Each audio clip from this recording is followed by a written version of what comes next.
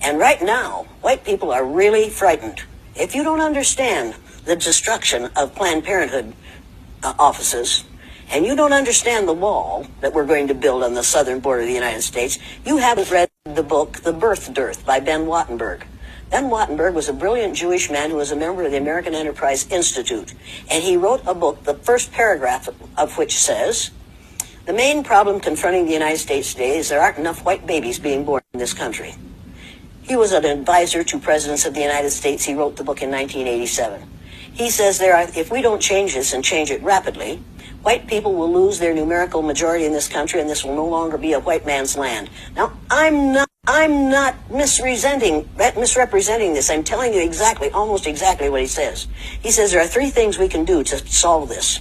Number one, we could pay women to have babies, as they have been doing in Western European nations for years. Then he says, and these are his words, not mine, unfortunately, we would have to pay women of all colors to have babies, so we don't want to do that.